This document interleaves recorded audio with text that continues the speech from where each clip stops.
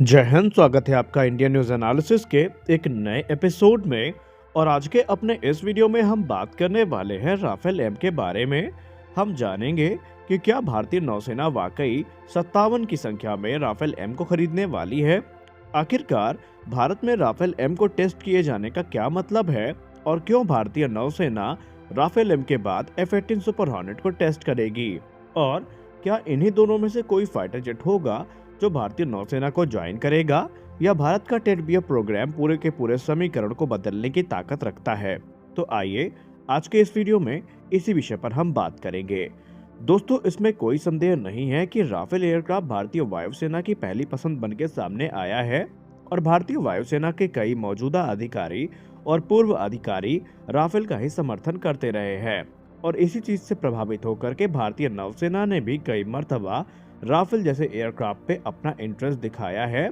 और माना जा रहा है कि भारतीय नौसेना भी कुछ की संख्या में जो राफेल एम है इनको खरीद सकती है, लेकिन ये रिपोर्ट आधी अधूरी है। आइए इसके पीछे की पूरी कहानी हम समझते हैं। दोस्तों, जैसा कि आपको पता होगा कि भारत में पहला स्वदेश निर्मित एयरक्राफ्ट कैरियर जो कि INS विक्रांत है, वो 15 अगस्त को प्रधानमंत्री श्री नरेंद्र मोदी जी के द्वारा कमीशन कर दिया जाएगा और भारतीय नौसेना की सर्विस में वो तत्पर हो जाएगा। और उसके आते ही भारत की पहली तलाश जो है वो है ऐसे multi role carrier based fighter aircraft की, जो कि हमारे इंडिजिनस एयरक्राफ्ट कैरियर से ऑपरेट किए जा सके, जो कि लगभग अपने सी ट्रायल्स को अरेबियन सी और इंडियन ओशन रीजन में कंप्लीट कर चुका है। अब अगर मौजूदा समय में हम बात करें तो भारतीय नौसेना के पास MiG-29 के जैसे जो फाइटर एयरक्राफ्ट हैं यही मौजूद हैं, लेकिन ये हमारी उन ज़रूरतों को पूरा नहीं कर सकते जो अभी हमारे सामने मौजूद हैं। और इसीलिए माना जा रहा है कि भारतीय नौसेना कोई बड़े निर्णय ले सकती है। और इसी सिलसिले में एक अपडेट सामने आई है जहां पर यह बताया जा रहा है कि भारतीय नौसेना आने वाले 6 जनवरी से INS हंसा जो कि गोवा में है वहां पर जो राफेल एम है इनकी टेस्टिंग को शुरू करेगा। और तकरीबन 6 जनवरी से ये टेस्टिंग शुरू होगी, जो कि अगले 12 दिनों तक वहां पर आयोजित की जाएगी। और उन्हीं टेस्टिंग के आधार पर भारतीय नौसेना ये इवेलुएट करेगी कि क्या राफेल एम वाकई भारत के 40,000 टन वजनी एयरक्राफ्ट कैरियर से ऑपरेट करने के योग्य है या नहीं। क्या राफेल के अंदर वो कैपेबिलिटी है कि वो इस्टोबार कॉन्फ़िगरेशन के जो एयरक्राफ्ट कैरियर हैं उनसे ऑपरेट किए जा सके। और इसके बाद जैसे ही राफेल के टेस्ट कंप्लीट होंगे, अपडेट में यह भी बताया गया है कि आने वाले मार्च में, यानी मार्च के महीने में F-18 सुपर हॉर्नेट के भी कई इंटेंसिव ट्रायल INS हंसा में आयोजित किए जाएंगे। उसके बाद भारतीय नौसेना दोनों एयरक्राफ्ट की कैपेबिलिटी को आमने सामने रखेगी और देखेगी कि कौन ज्यादा प्रॉमिसिंग दिख रहे हैं। और जैसा कि पूर्व हमारे नौसेना प्रमुख जो थे एडमिरल करमबीर सिंह सर, उन्होंने कहा था कि भारतीय नौसेना एक ऐसे एयरक्राफ्ट की तलाश में है जो कि भारतीय नौसेना और वायुसेना दोनों में ऑपरेट किया जा सके, यानी उन्होंने जॉइंट एक्विजिशन पे काफी जोर दिया था। और उस समीकरण से अगर हम देखें तो राफेल एम के भारतीय नौसेना में आने के चांसेस कहीं ज्यादा बढ़ते दिखाई पड़ रहे हैं। आपको तो पता ही होगा और हमने आपको कई मर्तबा बताया है कि जनवरी 2017 में भारतीय नौसेना के तरफ से एक रिक्वेस्ट फॉर इंफॉर्मेशन, जिसको हम RFI कहते हैं, वो रिलीज की गई थी, जहां पर multi role carrier borne fighters के बारे में बात की गई थी। और कहा गया था कि यही फाइटर जेट जो खरीदे जाएंगे ये 2034 तक MiG-29 के फाइटर जेट को रिप्लेस करेंगे, क्योंकि भारतीय नौसेना का प्लान ये है कि 2034 तक MiG-29 के को भारतीय नौसेना के बेड़े से हटा दिया जाए। और इसीलिए जो ग्लोबल टेंडर है वो रिलीज किया गया था, लेकिन अभी इसमें कोई प्रगति नहीं देखी गई है। इसके उलट खुद भारतीय नौसेना इस समय भारत में ही नौसेना के लिए डेवलप किए जा रहे twin engine deck based fighter का पूरा समर्थन किया है, जो कि 2030 से भारतीय नौसेना को मिलने शुरू हो जाएंगे। लेकिन यहाँ पर नौसेना के सामने दिक्कत ये है कि जिस प्रकार के मेंटेनेंस इशू और सर्विस इशू MiG-29 के साथ देखने को मिल रहे हैं, उस हिसाब से भारतीय नौसेना जल्द से जल्द चाहती है कि उनको सपोर्ट मिले, क्योंकि जैसा रिकॉर्ड रहा है MiG-29 के का अभी कुछ दिनों में, उसको देख करके भारतीय नौसेना काफी परेशान है। पहला तो इसका मेंटेनेंस इशू है, दूसरा इसके स्पेयर पार्ट्स की सप्लाई।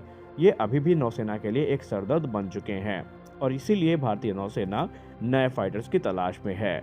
और अब ये माना जा रहा है कि F-18 सुपर हॉर्नेट या फिर राफेल एम, इनमें से ही कोई एक ऐसा एयरक्राफ्ट होगा जो भारतीय नौसेना के बेड़े से उड़ान भरेगा।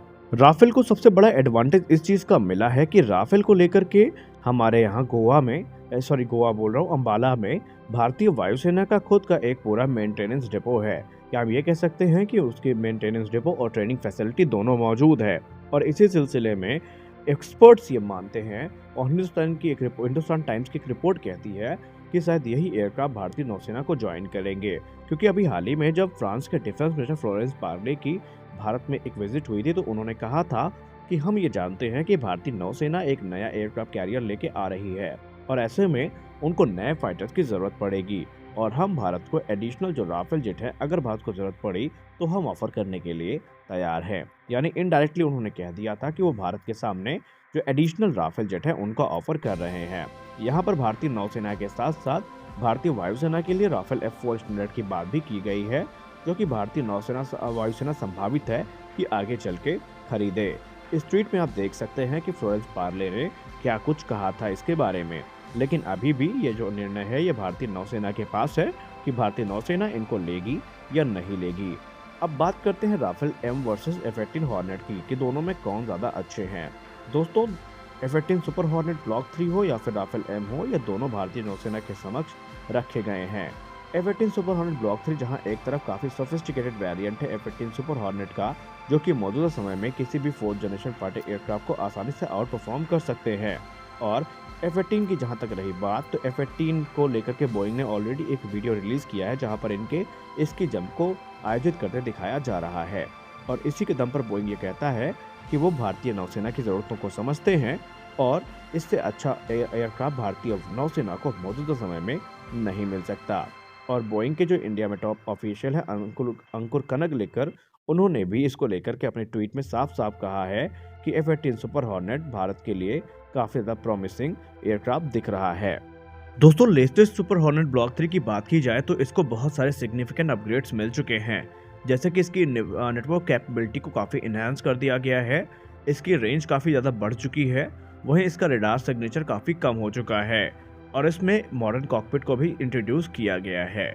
इसके अलावा इसके कम्युनिकेशन सिस्टम पर भी अच्छा खासा काम किया गया है।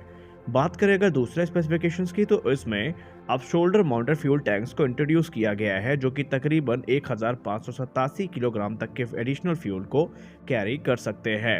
इसका सीधा मतलब ये है कि ये लंबे समय तक उड़ान भरने में सक्षम है और अपने साथ और ज़्यादा वजन के हथियार उठाने में भी अब ये कैपेबल हो चुका है।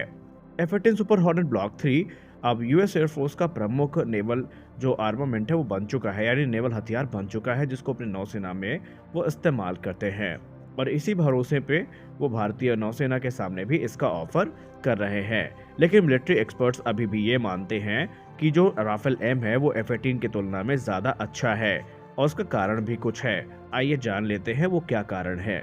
दोस्तों, राफेल का जो वेट टू पावर रेशियो है वो काफ़ी ज़्यादा अच्छा है और इसकी जो मैरीटाइम स्ट्राइक कैपेबिलिटी है वो कॉम्बैट प्रूवन भी है। और सबसे खास बात कि भारत और फ्रांस की जो आपसी पार्टनरशिप जिस प्रकार की है उसको देख करके एक्सपर्ट्स और ज़्यादा इसको संभावित बता रहे हैं कि शायद यही एयरक्राफ्ट भारतीय नौसेना को ज्वाइन करे। अब इसके अगर आर्मामेंट्स पे आप नज़र डालें तो इस पे मिटियोर जैसी खतरनाक मिसाइल्स का इस्तेमाल किया जाता है, जो कि दुनिया की सबसे घातक एयर टू एयर मिसाइल है। इसके अलावा इसमें जो रेडार है वो भी काफ़ी पावरफुल है और इसका इलेक्ट्रॉनिक वॉरफेयर सूट पूरी दुनिया में फेमस है। और इसके अलावा अगर हम बात करें तो इसमें जिस प्रकार की कैपेबिलिटी है वो काफ़ी ज़्यादा ताकतवर है F-18 सुपर हॉर्नेट ब्लॉक 3 की तुलना में। और क्योंकि भारत इस समय ऐसे एयरक्राफ्ट की तलाश में है जो कि उनकी ज़रूरतों को अच्छे से पूरा कर सके, तो एक्सपर्ट इस समय जो है राफेल M को ज़्यादा तवज्जो दे रहे हैं। तो आपको क्या लगता है कि क्या भारतीय नौसेना राफेल M को सिलेक्ट कर सकती है? आप अपनी राय कमेंट सेक्शन में ज़रूर दें। मिलते हैं अपने अगले वीडियो में, तब तक के लिए जय हिंद।